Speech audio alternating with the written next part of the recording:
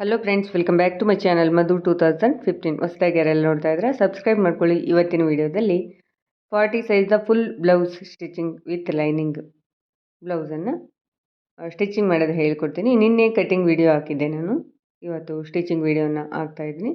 ಮೊದಲಿಗೆ ನಾನು cross belt ಪಟ್ಟಿ ಅಟ್ಯಾಚ್ ಮಾಡೋದನ್ನು ತೋರಿಸ್ತಾ ಇದ್ದೀನಿ. ನೋಡಿ, ಈ ರೀತಿ ಆ ಸೈಡ್ ಮತ್ತು ಈ ಸೈಡ್ ಮೇಲೆ ಕೆಳಗೆ ಲೈನಿಂಗ್ ಪೀಸ್ ಇರಬೇಕಾಗುತ್ತೆ, ಮಧ್ಯದಲ್ಲಿ ಮೇನ್ ಫ್ಯಾಬ್ರಿಕ್ ಇರಬೇಕಾಗುತ್ತೆ. ಈ ರೀತಿ ಅಟ್ಯಾಚ್ ಮಾಡ್ಕೋಬೇಕು. ನಮಗೆ ಟೋಟಲಿ 6 ಪೀಸ್ ಕ್ರಾಸ್ ಬೆಲ್ಟ್ ಪಟ್ಟಿ ಬೇಕಾಗುತ್ತೆ. ಲೈನಿಂಗ್ದಲ್ಲಿ 4 ಪೀಸ್ ಬೇಕಾಗುತ್ತೆ, 2 ಪೀಸ್ ಮೇನ್ ಫ್ಯಾಬ್ರಿಕಲ್ಲಿ ಬೇಕಾಗುತ್ತೆ. ಇನ್ನೊಂದು ಸೈಡ್ ಕ್ರಾಸ್ ಬೆಲ್ಟ್ ಪಟ್ಟಿ ಕೂಡ ರೆಡಿ ಮಾಡ್ತಾ ಇದ್ದೀನಿ. ಒಂದು ಸೈಡ್ ಕಂಪ್ಲೀಟ್ ಆಯಿತು, ಇನ್ನೊಂದು ಸೈಡ್ ಕೂಡ ಸೇಮ್, ಮೇಲೆ ಲೈನಿಂಗ್ ಪೀಸು, ಕೆಳಗೆ ಲೈನಿಂಗ್ ಪೀಸು, ಮಧ್ಯದಲ್ಲಿ ಮೇನ್ ಫ್ಯಾಬ್ರಿಕ್. ಈ ರೀತಿ ಸೆಟ್ ಮಾಡಿಕೊಂಡು ಸ್ಟಿಚ್ ಮಾಡಬೇಕಾಗುತ್ತೆ. ಅದಾದ ನಂತರ ಒಂದು ಸೈಡ್ ವಾಲ್ಸ್ಬಿಟ್ಟು ಒಂದು ಸ್ಟಿಚ್ಚನ್ನು ಕಿನ್ನರಿ ಹಾಕೋಬೇಕಾಗುತ್ತೆ.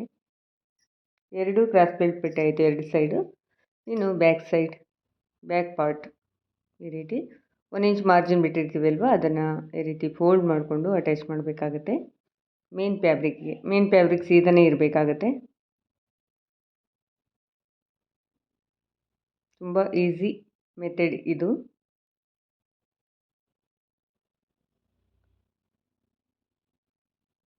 ಈ ರೀತಿ ಅಟ್ಯಾಚ್ ಮಾಡ್ಕೋಬೇಕಾಗುತ್ತೆ. ಹೊಸದಾಗಿ ಯಾರೆಲ್ಲ ನೋಡ್ತಾ ಇದ್ರೆ ಫ್ರೆಂಡ್ಸ್, ಸಬ್ಸ್ಕ್ರೈಬ್ ಮಾಡ್ಕೊಳ್ಳಿ. ಸಬ್ಸ್ಕ್ರೈಬ್ ಮಾಡ್ಕೊಂಡಿರೋ ಎಲ್ರಿಗೂ thank you so much. Video ಇಷ್ಟ ಆದರೆ ಲೈಕ್ ಮಾಡೋದು ಮರಿಬೇಡಿ. ಹಾಗೆ ಫ್ರೆಂಡ್ಸ್ ಆ್ಯಂಡ್ ಫ್ಯಾಮಿಲಿಗೆ ಶೇರ್ ಮಾಡೋದು ಕೂಡ ಮರಿಬೇಡಿ, ಅವ್ರಿಗೂ ಕೂಡ ಯೂಸ್ಫುಲ್ ಆಗಲಿ. ನೆಕ್ಸ್ಟು ಜಸ್ಟ್ ಲೈನಿಂಗನ್ನು ಅಟ್ಯಾಚ್ ಮಾಡ್ತಾ ಇದ್ದೀನಿ ನಾನು. ಇಲ್ಲಿ ನೆಕ್ ಡಿಸೈನ್ ಯಾವುದೂ ಇಲ್ಲ, ಹಾಗಾಗಿ ನಾನು ಟರ್ನಿಂಗ್ ಮಾಡಲ್ಲ. ಜಸ್ಟ್ ಹೇಗಿದೆಯೋ ಹಾಗೆ ಲೈನಿಂಗನ್ನು ಅಟ್ಯಾಚ್ ಮಾಡ್ತೀನಿ. ಇದಕ್ಕೆ ಪೈಪಿಂಗ್ ಕೊಡೋದಕ್ಕೆ ಹೇಳಿದ್ದಾರೆ, ಪೈಪಿಂಗ್ ಕೂಡ ಕೊಡೋದು ತೋರಿಸ್ತೀನಿ ನಾನು ಯಾವ ರೀತಿ ಅಂತ. ಈ ರೀತಿ ಲೈನಿಂಗ್ ಅಟ್ಯಾಚ್ ಮಾಡ್ಕೊಂಡ ನಂತರ ಎಕ್ಸ್ಟ್ರಾ ಫ್ಯಾಬ್ರಿಕ್ ಎಲ್ಲ ಕಟ್ ಮಾಡಿ ತೆಗೆದುಬಿಡಬೇಕು. ಕಂಪ್ಲೀಟಾಗಿ ಲೈನಿಂಗ್ ಅಟ್ಯಾಚ್ ಮಾಡ್ಕೊಂಡಾಯಿತು ಬ್ಯಾಕ್ ಪಾರ್ಟ್ಗೆ. ಈಗ ಎಕ್ಸ್ಟ್ರಾ ಫ್ಯಾಬ್ರಿಕ್ ಎಲ್ಲ ಕಟ್ಟಿಂಗ್ ಮಾಡ್ತಾ ಇದ್ದೀನಿ. ಸುತ್ತಲೂ ಎಲ್ಲ ನೀಟಾಗಿ ತೆಗೆದುಬಿಡಬೇಕು. ಯಾವ ಸೈಜ್ ಆದ್ರೇನು ಫ್ರೆಂಡ್ಸ್, ಸ್ಟಿಚಿಂಗ್ ಎಲ್ಲ ಸೇಮ್ ಇರುತ್ತೆ, ಏನು ಚೇಂಜಸ್ ಇರಲ್ಲ. ಒಬ್ಬೊಬ್ಬರು ಒಂದೊಂದು ಥರ ಸ್ಟಿಚ್ ಮಾಡ್ತಾ ಇರ್ತಾರೆ. ಬ್ಯಾಕ್ ಪಾರ್ಟ್ ಲೈನಿಂಗ್ ಅಟ್ಯಾಚ್ ಮಾಡಿ ಎಕ್ಸ್ಟ್ರಾ ಎಲ್ಲ ಕಟ್ ಮಾಡಿ ಕೂಡ ಆಯಿತು. ಈಗ ಫ್ರಂಟ್ ಪಾರ್ಟ್ ನೋಡಿ, ಈ ರೀತಿ ಸೆಟ್ ಮಾಡಬೇಕಾಗುತ್ತೆ. ಒಂದು ಪೀಸ್ ಪಕ್ಕಕ್ಕೆ ಎತ್ತಿಟ್ಟಿದ್ದೀನಿ, ಇನ್ನೊಂದು ಪೀಸ್ ಲೈನಿಂಗನ್ನು ಅಟ್ಯಾಚ್ ಮಾಡ್ತಾ ಇದ್ದೀನಿ. ಲೈನಿಂಗ್ ಅಟ್ಯಾಚ್ ಮಾಡುವಂಥ ಒಂದು ವಿಡಿಯೋ ಸಪ್ರೇಟಾಗಿ ಮಾಡಿ ಹಾಕಿದ್ದೀನಿ ನಾನು ಆಲ್ರೆಡಿ. ಅದು ಒಬ್ಬೊಬ್ಬರಿಗೆ ಸಿಕ್ಕಿರಲ್ವಲ್ಲ, ಅಂಥವ್ರಿಗೆ ಯೂಸ್ಫುಲ್ ಆಗುತ್ತೆ ಅಂದ್ಕೊಂಡು ಇದನ್ನು ಕೂಡ ಕಂಪ್ಲೀಟಾಗಿ ನಾನು ಲೈನಿಂಗ್ ಅಟ್ಯಾಚ್ ಮಾಡೋದನ್ನು ತೋರಿಸ್ತಾ ಇದ್ದೀನಿ. ನೀವು ನನ್ನ ಚಾನಲ್ನಲ್ಲಿ ನಾನು ಅಪ್ಲೋಡ್ ಮಾಡಿರುವಂಥ ಎಲ್ಲ ವೀಡಿಯೋಸ್ನ ನೋಡಬೇಕಂದ್ರೆ ಫ್ರೆಂಡ್ಸ್, ನನ್ನ ಒಂದು ಚಾನಲ್ದ ಲೋಗೋ ಇದೆ ಅಲ್ವಾ, ಆ ಲೋಗೋ ಮೇಲೆ ಕ್ಲಿಕ್ ಮಾಡಿ.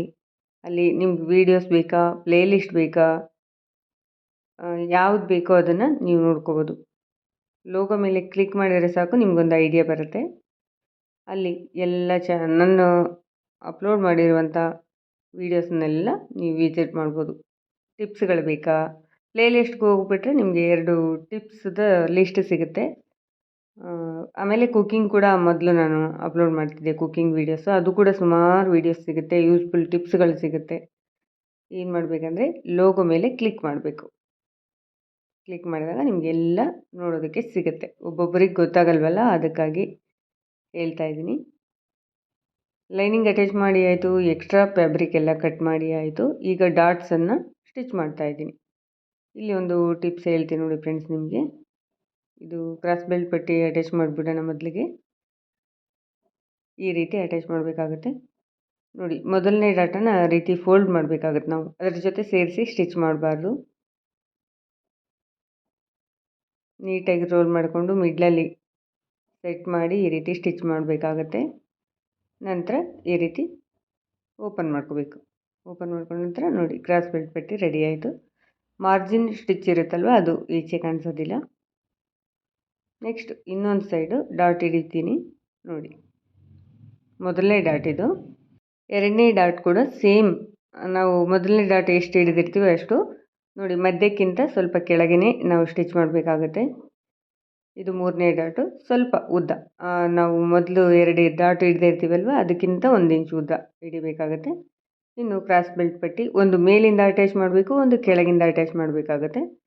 ಆಮೇಲೆ ಅದು ಮೊದಲನೇ ಡಾಟ್ ನೋಡಿ ಆ ರೀತಿ ಫೋಲ್ಡ್ ಮಾಡ್ಕೋಬೇಕು, ಅದ್ರ ಜೊತೆ ಸೇರಿಸಿ ಸ್ಟಿಚ್ ಮಾಡಬಾರ್ದು.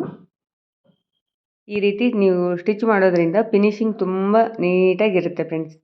ಓವರ್ಲಾಕ್ ಮಿಷಿನ್ ಇರಲ್ಲ ತುಂಬ ಜನರ ಕಡೆ, ಆವಾಗ ಈ ಒಂದು ಟಿಪ್ಸ್ ತುಂಬ ಯೂಸ್ಫುಲ್ ಆಗುತ್ತೆ. ನೋಡಿ ಸುಮಾರು ಜನ ಏನು ಮಾಡ್ತಾರೆ, ಮಾರ್ಜಿನ್ ಈಚೆ ಕಾಣೋ ಥರ ಸ್ಟಿಚ್ ಮಾಡ್ತಾರೆ ಈಸಿ ಆಗುತ್ತೆ ಅಂದ್ಕೊಂಡು. ಇದು ಈಸಿನೇ ಫ್ರೆಂಡ್ಸ್, ಸ್ವಲ್ಪ ಬಿಗಿನರ್ಸ್ ಕಷ್ಟ ಆಗ್ಬೋದು, ಗೊತ್ತಾಗೋವರೆಗೂ ಗೊತ್ತಾದಮೇಲೆ ತುಂಬ ಈಸಿನೇ. ಓವರ್ಲಾಕ್ ಮಿಷಿನ್ ಬೇಕೇ ಬೇಕು ಅಂತ ಏನಿಲ್ಲ. ಈಗ ಉಕ್ಪಟ್ಟಿ ಮತ್ತು ಕಾಜಾಪಟ್ಟಿ ಮೆಜರ್ಮೆಂಟ್ ಬ್ಲೌಸಲ್ಲಿ ಯಾವ ರೀತಿ ಇರುತ್ತೆ ಆ ರೀತಿ ನಾವು ಅಟ್ಯಾಚ್ ಮಾಡ್ಕೋಬೇಕಾಗತ್ತೆ. ಒಂದು ಮೇಲಿಂದ ಒಂದು ಕೆಳಗಿಂದ ಬರುತ್ತೆ. ಇದು ಹುಕ್ಕು ಮನೆ ಕಾಜಾಪಟ್ಟಿ ಅಂತ ಏನು ಹೇಳ್ತೀವಲ್ವ ಅದು. ಇದು ಕೆಳಗಿಂದ ಬರುತ್ತೆ, ಇದು ಉಕ್ಪಟ್ಟಿ ಮೇಲಿಂದ ಬರುತ್ತೆ. ಈ ರೀತಿ ಮೇನ್ ಫ್ಯಾಬ್ರಿಕಲ್ಲಿ ಕೂಡ ಒಬ್ಬೊಬ್ಬರು ಅಟ್ಯಾಚ್ ಮಾಡ್ತಾರೆ. ನಾನು ಲೈನಿಂಗದಲ್ಲೇ ತುಂಬ ಅಟ್ಯಾಚ್ ಮಾಡುವಂಥದ್ದು. ಮೇನ್ ಫ್ಯಾಬ್ರಿಕಲ್ಲಿ ರೇರ್ ಅಟ್ಯಾಚ್ ಮಾಡಲ್ಲ ನಾನು, ಯಾಕಂದರೆ ಅದು ಇನ್ಸೈಡ್ ಇರುತ್ತೆ, ಶೋ ಆಗೋದಿಲ್ಲ. ಆಮೇಲೆ ಕಾಟನ್ನು ಮೇನ್ ಫ್ಯಾಬ್ರಿಕ್ ಆದರೆ ಒಂದೊಂದು ಸಲ ಒಂದೊಂದು ಥರ ಫ್ಯಾಬ್ರಿಕ್ಗಳಿರುತ್ತಲ್ವ, ಹಾಗಾಗಿ. ಈಗ ನೋಡಿ ಉಕ್ಪಟ್ಟಿ ಮೇಲಿಂದ ನಾನು ಅಟ್ಯಾಚ್ ಮಾಡ್ತಾಯಿದ್ದೀನಿ. ನೆಕ್ಸ್ಟ್ ನಮಗೆ ಎಷ್ಟು ಅಗಲ ಬೇಕೋ ಅಷ್ಟು ಅಗಲ ಫೋಲ್ಡ್ ಮಾಡಿ ಒಂದು ಕಿನ್ನರಿ ಹಾಕ್ಕೋಬೇಕಾಗತ್ತೆ. ಇದು ಆದ ನಂತರನೇ ನಾವು ಉಕ್ಪಟ್ಟಿ ರೆಡಿ ಮಾಡುವಂಥದ್ದು. ನೋಡಿ ಕೆಲವರು ಕಿನ್ನರಿ ಹಾಕೋದಿಲ್ಲ, ಜಸ್ಟ್ ಫೋಲ್ಡ್ ಮಾಡಿಬಿಡ್ತಾರೆ, ಒಂದು ಸ್ಟಿಚ್ ಹಾಕ್ಬಿಟ್ಟು ಫಿನಿಶಿಂಗ್ ನೀಟಾಗಿ ಬರಲ್ಲ. ಈ ರೀತಿ ನೀವು ಅಟ್ಯಾಚ್ ಮಾಡಬೇಕಾಗತ್ತೆ ಉಕ್ಪಟ್ಟಿನ. 2 ಸಮ ಇದೆಯಾ ಒಂದ್ಸಲಿ ಚೆಕ್ ಮಾಡಿಕೊಂಡು, ಒಂದು 1/4 ಇಂಚು ಹೆಚ್ಚು ಕಮ್ಮಿ ಬಂದಿರುತ್ತೆ ಒಂದೊಂದು ಸಲ, ಅದನ್ನು ಕಟ್ಟಿಂಗ್ ಮಾಡಬೇಕಾಗುತ್ತೆ. ಇಲ್ಲಿ ಕರೆಕ್ಟಾಗಿ ಬಂದಿದೆ, ಹೆಚ್ಚು ಕಡಿಮೆ ಬಂದಿಲ್ಲ. ನಾವು ಮೊದಲಿಗೆ ಬ್ಯಾಕ್ ಪಾರ್ಟ್ ರೆಡಿ ಮಾಡಿ ಇಟ್ಕೊಂಡಿದ್ವಲ್ವ, ಶೋಲ್ಡರ್ ಅಟ್ಯಾಚ್ ಮಾಡಿಬಿಡೋಣ. ಈಗ ಬ್ಯಾಕ್ ಪಾರ್ಟು ಮತ್ತು ಫ್ರಂಟ್ ಪಾರ್ಟ್ ಎರಡನ್ನೂ ಸೇರಿಸಿ ಶೋಲ್ಡರ್ ಅಟ್ಯಾಚ್ ಮಾಡ್ತಾಯಿದ್ದೀವಿ. ಇದಾದ ನಂತರ ಪೈಪಿಂಗ್ ಪೀಸ್ ಎಲ್ಲನೂ ಜಾಯಿಂಟ್ ಮಾಡ್ಕೊತೀನಿ. ಸೀದಾ ಉಲ್ಟಾ ನೋಡಿಬಿಟ್ಟು ಪೀಸ್ಗಳನ್ನು ಅಟ್ಯಾಚ್ ಮಾಡಬೇಕಾಗತ್ತೆ. ಇದೇ ರೀತಿ ಅಟ್ಯಾಚ್ ಮಾಡಬೇಕಾಗುತ್ತೆ ಫ್ರೆಂಡ್ಸ್. ಕ್ರಾಸಾಗಿ ನಾವು ಅಟ್ಯಾಚ್ ಮಾಡಬೇಕು, ಸ್ಟ್ರೈಟಾಗಿ ಯಾವುದೇ ಕಾರಣಕ್ಕೂ ಅಟ್ಯಾಚ್ ಮಾಡಬೇಡಿ. ಸ್ಟ್ರೈಟಾಗಿ ಅಟ್ಯಾಚ್ ಮಾಡೋದ್ರಿಂದ ಸ್ಟಿಚ್ ದಪ್ಪ ಆಗಿಬಿಡುತ್ತೆ, ಒಂದು ಸೈಡ್ ಬಂದುಬಿಡುತ್ತೆ ಎರಡು. ಇದಾದರೆ ಅವಾಯ್ಡ್ ಆಗುತ್ತೆ. ನೀವು ಟೈಲರ್ ಆಗಿದ್ದರೆ ಆಲ್ರೆಡಿ ನಿಮಗೊಂದು ಐಡಿಯಾ ಇರುತ್ತೆ, ಗೊತ್ತಾಗುತ್ತೆ. ಕ್ರಾಸಾಗಿ ಅಟ್ಯಾಚ್ ಮಾಡಬೇಕಾಗತ್ತೆ. ಸ್ಟ್ರೈಟಾಗಿ ಕಟ್ ಮಾಡಿಕೊಂಡು ನೋಡಿ 1/2 ಇಂಚ್ ಎಕ್ಸ್ಟ್ರಾ ಬಿಟ್ಟು ಉಲ್ಟಾ ಟರ್ನ್ ಮಾಡಿಬಿಟ್ಟು ನಾವು ಪೈಪಿಂಗ್ ಪೀಸನ್ನು ಎಳೆದ್ಬಿಟ್ಟು ಅಟ್ಯಾಚ್ ಮಾಡಬೇಕಾಗುತ್ತೆ. ಎಳಿಬೇಕು, ಜಾಸ್ತಿ ಎಳೆದ್ರೆ ರಿಂಕಲ್ ಬರುತ್ತೆ. ಒಂದು 70% ಎಳಿಬೇಕಾಗುತ್ತೆ.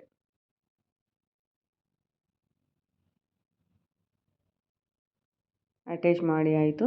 ನೆಕ್ಸ್ಟು ಎಮ್ಮಿಂಗ್ ಆದರೆ ನಾವು ಅಲ್ಲಲ್ಲಿ ಟ್ರಿಮ್ ಮಾಡ್ಕೋಬೇಕು. ಇದು ಎಮ್ಮಿಂಗ್ ಅಲ್ಲ, ಪೈಪಿಂಗ್ ಆಗಿರೋದ್ರಿಂದ ಜಸ್ಟ್ ಫೋಲ್ಡ್ ಮಾಡ್ತಾಯಿದ್ದೀನಿ. ಆ ಮಾರ್ಜಿನ್ ನಾವು ಎಷ್ಟು ಸ್ಟಿಚ್ ಮಾಡ್ಕೊಂಡು ಹೋಗಿರ್ತೀವಿ ಅಲ್ವ, ಅದನ್ನು ಸೇರಿಸಿ ಕಿನ್ನಾರಿಗಿಂತ ಒಂಚೂರು ಒಳಗೆ ಆ ರೀತಿ ಸ್ಟಿಚ್ಚನ್ನು ಹಾಕಬೇಕಾಗತ್ತೆ.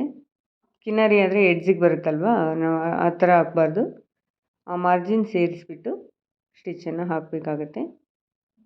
ಸ್ಟಿಚ್ ಹಾಕಿದ ನಂತರ ಎಕ್ಸ್ಟ್ರಾ ಈ ಸೈಡ್ ಎಲ್ಲ ಕಟ್ಟಿಂಗ್ ಮಾಡ್ಕೊಂಬಿಡಬೇಕು. ನಾನು ಮಾಡ್ತಾಯಿದ್ದೀನಿ ನೋಡಿ ಈ ರೀತಿ. 1.5 ಇಂಚು ನಾವು ಅಗಲದ ಪೀಸನ್ನು ತೊಗೋಬೇಕಾಗುತ್ತೆ. ಪೈಪಿಂಗ್ ಅಥವಾ ಎಮ್ಮಿಂಗ್ ಪೀಸ್ 1.5 ಇಂಚ್ ಅಗಲ ತೊಗೋಬೇಕಾಗುತ್ತೆ. ಈ ರೀತಿ ಫೋಲ್ಡಿಂಗ್ ಆದ ನಂತರ ಎಕ್ಸ್ಟ್ರಾ ಬಂದಿರುವಂಥದ್ದನ್ನೆಲ್ಲ ಕಟ್ ಮಾಡಿ ತೆಗೆದುಬಿಡಬೇಕು. ನೆಕ್ಸ್ಟು ಪೈಪಿಂಗ್ ಎಷ್ಟು ಅಗಲ ಬೇಕೋ ಅಷ್ಟು ಅಗಲ ಫೋಲ್ಡ್ ಮಾಡಿ ನೀಟಾಗಿ ಸ್ಟಿಚ್ ಮಾಡಬೇಕು. ಸ್ವಲ್ಪ ಜಾಸ್ತಿ ನಾವು ಒಂದೇ ಸಲ ಪೈಪಿಂಗ್ ಮಾಡ್ತೀವಿ ಅಂದರೆ ಆಗಲ್ಲ, ಸ್ವಲ್ಪನೇ ಮಾತ್ರ. ಈ ರೀತಿ 1 ಇಂಚ್ 1.5 ಇಂಚ್ ಈ ರೀತಿ ಸ್ಟಿಪ್ಪಾಗಿ ಇಟ್ಕೊಂಡು 2 ಜಾಯಿಂಟ್ನ ಮಧ್ಯದಲ್ಲಿ ಸ್ಟಿಚ್ಚನ್ನು ಹಾಕ್ತಾ ಬರಬೇಕು. ಆವಾಗ ಪೈಪಿಂಗ್ ಫಿನಿಶಿಂಗ್ ನೀಟಾಗಿ ಬರುತ್ತೆ. ಪೈಪಿಂಗ್ ವಿಡಿಯೋ ಕೂಡ ಆಲ್ರೆಡಿ ನಾನು ಅಪ್ಲೋಡ್ ಮಾಡಿದ್ದೀನಿ, ಅದು ಕಾಂಟ್ರಾಸ್ಟಲ್ಲಿದೆ. ಇದು ಬಂದು ಸೇಮ್ ಫ್ಯಾಬ್ರಿಕ್ ಆಗಿರೋದ್ರಿಂದ ಅಷ್ಟೊಂದು ನೀಟಾಗಿ ಕಾಣಿಸ್ಲಿಕ್ಕಿಲ್ಲ. ನಿಮಗೆ ಅಲ್ಲಿ ನಾನು ಪೈಪಿಂಗ್ ವಿಡಿಯೋ ಅಪ್ಲೋಡ್ ಮಾಡಿದ್ದೀನಲ್ವ, ಅಲ್ಲಿ ಚೆನ್ನಾಗಿ ಕಾಣುತ್ತೆ. ಕಂಪ್ಲೀಟಾಗಿ ಪೈಪಿಂಗ್ ಕೂಡ ಆಯಿತು. ಇನ್ನು ಸ್ಲೀವ್ ಅಟ್ಯಾಚ್ ಮಾಡೋದು ನೋಡೋಣ. ಇಲ್ಲಿ ನಾನು ಪೀಸ್ ಆ್ಯಡ್ ಮಾಡಬೇಕಾಗಿದೆ. ಇಲ್ಲಿ ಜಾಯಿಂಟ್ ಇರುತ್ತಲ್ವ, ಜಾಯಿಂಟ್ ಓಪನ್ ಮಾಡಿಕೊಂಡು ಪೀಸನ್ನು ಆ್ಯಡ್ ಮಾಡ್ಕೋಬೇಕು. ಲೈನ್ ಇದು ಹಾಕಿರ್ತೀವಿ ಅಲ್ವಾ, ಅದು ಆದಷ್ಟು ಮೇಲೆ ಬರೋ ಥರ ನಾವು ಪೀಸನ್ನು ಅಟ್ಯಾಚ್ ಮಾಡಬೇಕು. ನೋಡಿ, ಕೆಳಗಡೆಯೂ ಸಹ ಅದರ ಅಪೋಸಿಟ್ ಸೈಡ್ ಇಟ್ಕೊಂಡು ನಾವು ಇನ್ನೊಂದಕ್ಕೆ ಪೀಸನ್ನು ಅಟ್ಯಾಚ್ ಮಾಡ್ತಾಯಿದ್ದೀನಿ. ಹಾಗೆ ಇನ್ನೊಂದು ಸೈಡು, ಇನ್ನೊಂದು ಸ್ಲೀವ್ಗೂ ಸಹ ಇನ್ನೊಂದು ಸೈಡು, 4 ಸೈಡ್ ಕೂಡ ಎಕ್ಸ್ಟ್ರಾ ಪೀಸ್, ಅಡಿಷ್ನಲ್ ಪೀಸನ್ನು ಅಟ್ಯಾಚ್ ಮಾಡಿ ಆಯಿತು. ನೆಕ್ಸ್ಟು ಮೇನ್ ಫ್ಯಾಬ್ರಿಕ್ಕಿಗೆ ಸ್ಲೀವನ್ನು ಅಟ್ಯಾಚ್ ಮಾಡಿಬಿಡೋಣ. ಮಾರ್ಜಿನ್ ನಾವು ಬಿಟ್ಟಿರ್ತೀವಲ್ವ 1/2 ಇಂಚ್, ಅದನ್ನೆಲ್ಲ ನೀಟಾಗಿ ರಬ್ ಮಾಡಿಕೊಂಡು ಫೋಲ್ಡ್ ಮಾಡ್ಕೋಬೇಕಾಗತ್ತೆ. ನಂತರ ಈ ಸೈಡ್ ಎಷ್ಟು ಬಿಡ್ತೀವೋ ಆ ಸೈಡ್ ಸಹ ಅಷ್ಟೇ ಬಿಟ್ಟು ಲೈನಿಂಗನ್ನು ಅಟ್ಯಾಚ್ ಮಾಡಬೇಕಾಗತ್ತೆ. ನೋಡಿ, ಈ ರೀತಿ. ಇದಾದ ನಂತರ ಇನ್ನೊಂದು ಸ್ಲೀವ್ಗೂ ಸಹ ಅದೇ ರೀತಿ ನಾನು ಲೈನಿಂಗನ್ನು ಅಟ್ಯಾಚ್ ಮಾಡ್ತಾಯಿದ್ದೀನಿ. 1/2 ಇಂಚ್ ಮಾರ್ಜಿನ್ ಬಿಟ್ಟಿರ್ತೀವಿ ಅಲ್ವ, ಅದನ್ನು ಫೋಲ್ಡ್ ಮಾಡಿಬಿಟ್ಟು ಮೇನ್ ಫ್ಯಾಬ್ರಿಕ್ಕಿಗೆ ಅಟ್ಯಾಚ್ ಮಾಡಬೇಕಾಗತ್ತೆ. ಆ ಸೈಡ್ ಎಷ್ಟು ಬಿಟ್ಟಿರ್ತೀವೋ ಈ ಸೈಡ್ ಸಹ ಅಷ್ಟೇ ಬಿಟ್ಟುಬಿಟ್ಟು ನಾವು ಅಟ್ಯಾಚ್ ಮಾಡಬೇಕಾಗತ್ತೆ. ಲೈನಿಂಗನ್ನು ಸೀದಾ ಉಲ್ಟಾ ನೋಡಿಕೊಂಡು ಅಟ್ಯಾಚ್ ಮಾಡಬೇಕಾಗುತ್ತೆ. ಹೊಸದಾಗಿ ಯಾರೆಲ್ಲ ನೋಡ್ತಾ ಇದ್ರೆ ಫ್ರೆಂಡ್ಸ್, ಸಬ್ಸ್ಕ್ರೈಬ್ ಮಾಡ್ಕೊಳ್ಳಿ. ಸಬ್ಸ್ಕ್ರೈಬ್ ಮಾಡ್ಕೊಂಡಿರೋ ಎಲ್ರಿಗೂ ಥ್ಯಾಂಕ್ ಯು ಸೋ ಮಚ್. ಹಾಗೆ ಮನೇಲಿ ಕುಳಿತು ಟೈಲರಿಂಗನ್ನು ಕಲಿಬೇಕು ಅಂತಂದರೆ, ಹಾಗೆ ಟೈಲರಿಂಗ್ ಟಿಪ್ಸ್ ತಿಳ್ಕೊಬೇಕು, ಫಾರ್ಮುಲಾ ಕಲಿಬೇಕು ಅಂದರೆ ಈ ನಂಬರ್ಗೆ ಕಾಂಟ್ಯಾಕ್ಟ್ ಮಾಡಿ ನೀವು ಪರ್ಫೆಕ್ಟಾಗಿ ಟೈಲರಿಂಗನ್ನು ಕಲಿಬೋದು. ಹಾಗೆ ಟೈಲರಿಂಗಲ್ಲಿರುವ ಡೌಟ್ಸ್ಗಳನ್ನು ಕೂಡ ಕ್ಲಿಯರ್ ಮಾಡ್ಕೋಬೋದು. ಫಾರ್ಮುಲಾ ಕಲಿಬೋದು. ಎಲ್ಲಿ ತಪ್ಪಾಗುತ್ತೆ, ಯಾಕೆ ತಪ್ಪಾಗುತ್ತೆ, ಬ್ಲೌಸು ಈ ಥರ ಪ್ರಾಬ್ಲಮ್, ಒಬ್ಬೊಬ್ರಿಗೆ ಒಂದೊಂದು ಥರ ಪ್ರಾಬ್ಲಮ್ ಬಂದಿರುತ್ತೆ ಫ್ರೆಂಡ್ಸ್. ಇದುವರೆಗೂ ಆ ಥರ ಪ್ರಾಬ್ಲಮ್ಸ್ ಯಾಕೆ ಬರುತ್ತೆ ಅಂದರೆ, ಪರ್ಫೆಕ್ಟಾಗಿ ಕಟ್ಟಿಂಗ್ ಗೊತ್ತಿಲ್ಲದೆ ಇರುವಾಗ. ನೀವು ಪರ್ಫೆಕ್ಟಾಗಿ ಕಟ್ಟಿಂಗ್ ಕಲಿಬೇಕು ಅಂತಂದರೆ ನಂಬರ್ಗೆ ಕಾಂಟ್ಯಾಕ್ಟ್ ಮಾಡಿ ಕಲೀರಿ. ಇಲ್ಲಿ ಸುಮಾರು 1/4 ಇಂಚಷ್ಟು ನಾನು ಮೇನ್ ಫ್ಯಾಬ್ರಿಕ್ಕನ್ನು ಆ್ಯಡ್ ಮಾಡಬೇಕಾಗಿದೆ ಪೀಸನ್ನು. ಅಷ್ಟೇ ಇಲ್ವಾ ಅಂತ ಬಿಡಬಾರ್ದು, ಅಟ್ಯಾಚ್ ಮಾಡಲೇಬೇಕಾಗುತ್ತೆ ಫ್ರೆಂಡ್ಸ್. ಇಲ್ಲಿ ನೋಡಿ, ಬಾರ್ಡ್ರ್ ಇದೆ. ಬಾರ್ಡ್ರ್ ಇರೋದ್ರಿಂದ ನಾನು ಯಾವುದೇ ರೀತಿ ಫೋಲ್ಡ್ ಮಾಡಲ್ಲ, ಜಸ್ಟ್ ಈ ರೀತಿ ಅಟ್ಯಾಚ್ ಮಾಡಿ ಒಂದಷ್ಟು ಸ್ಟಿಚ್ಚನ್ನು ಹಾಕ್ತೀನಿ. 1/4 ಇಂಚ್ ಮಾತ್ರ ಆ್ಯಡ್ ಮಾಡಬೇಕಾಗಿತ್ತು. ಪೀಸನ್ನು ಆ್ಯಡ್ ಮಾಡಲೇಬೇಕಾಗುತ್ತೆ ಫ್ರೆಂಡ್ಸ್. ಅಷ್ಟೇ ಅಲ್ವಾ ಅಂತ ಬಿಡೋ ಹಾಗಿಲ್ಲ. ನಾವಲ್ಲಿ ಮಾರ್ಜಿನ್ ಬಿಟ್ಟಿರೋದೇ 1.5 ಇಂಚು, ಹಾಗಾಗಿ ಪೀಸನ್ನು ಆ್ಯಡ್ ಮಾಡಲೇಬೇಕು. ಟೈಮ್ ತೊಗೊಂಡು ನೀಟಾಗಿ ಸ್ಟಿಚ್ಚನ್ನು ಮಾಡಬೇಕಾಗತ್ತೆ. ಮಧ್ಯದಿಂದ ಸ್ಲೀವ್ ಅಟ್ಯಾಚ್ ಮಾಡಬೇಕು. ಒಂದು ಸೈಡ್ ಆಯಿತು, ಇನ್ನೊಂದು ಸೈಡ್ ಅಟ್ಯಾಚ್ ಮಾಡ್ತಾಯಿದ್ದೀನಿ ಸ್ಲೀವನ್ನು. ಈ ರೀತಿ ಮಧ್ಯದಿಂದ ಅಟ್ಯಾಚ್ ಮಾಡ್ಕೋಬೇಕು. ನೋಡಿ, ಕರೆಕ್ಟಾಗಿ ನಿಮಗೆ ಕಟ್ಟಿಂಗ್ ಆಗಿದ್ದರೆ ಮಾತ್ರ ಲೈನ್ಸ್ ಕರೆಕ್ಟಾಗಿ ಮ್ಯಾಚ್ ಆಗುತ್ತೆ. ನಾನು ತೋರಿಸ್ತೀನಿ. ಇನ್ನೊಂದು ಸ್ಲೀವ್ ಸಹ ಸೇಮ್ ಮಧ್ಯದಿಂದ ಒಂದು ಸೈಡ್ ಅಟ್ಯಾಚ್ ಮಾಡಬೇಕು. ಚೆಕ್ ಮಾಡಿಕೊಂಡು ಯಾವ ಪೀಸ್ ಎಳಿಬೇಕು ಆ ಪೀಸನ್ನು ಎಳಿಬೇಕು, ಯಾವ ಪೀಸನ್ನು ಬಿಡಬೇಕು ಆ ಪೀಸನ್ನು ಬಿಡಬೇಕಾಗತ್ತೆ. ಯಾವುದೂ ಎಳಿಬಾರ್ದೆಲ್ಲ ಕರೆಕ್ಟಾಗಿದೆ ಅಂದರೆ ಕರೆಕ್ಟಾಗಿ ಜೋಡಿಸ್ತಾ ಸ್ಟಿಚ್ ಹಾಕಬೇಕಾಗತ್ತೆ.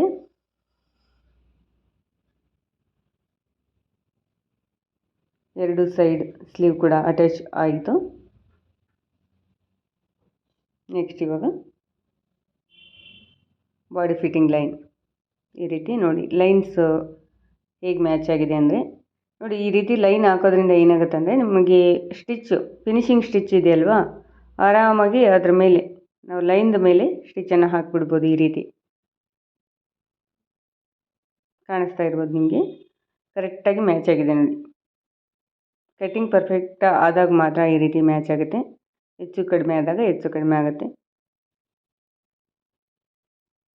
ಒಂದ್ರ ಪಕ್ಕದಲ್ಲಿ ಒಂದು 1/4 ಇಂಚ್ ಗ್ಯಾಪ್ದಲ್ಲಿ ಸ್ಟಿಚ್ಚನ್ನು ಹಾಕಬೇಕಾಗತ್ತೆ. ಅದಾದ ನಂತರ ಎಡ್ಜಿಗೊಂದು ಸ್ಟಿಚ್ ಹಾಕ್ಬಿಟ್ಟು ಎಕ್ಸ್ಟ್ರಾ ಎಲ್ಲ ಕಟ್ ಮಾಡಿ ಓವರ್ಲಾಕ್ ಮಾಡಬೇಕಲ್ವ, ಹಾಗಾಗಿ ನಾನು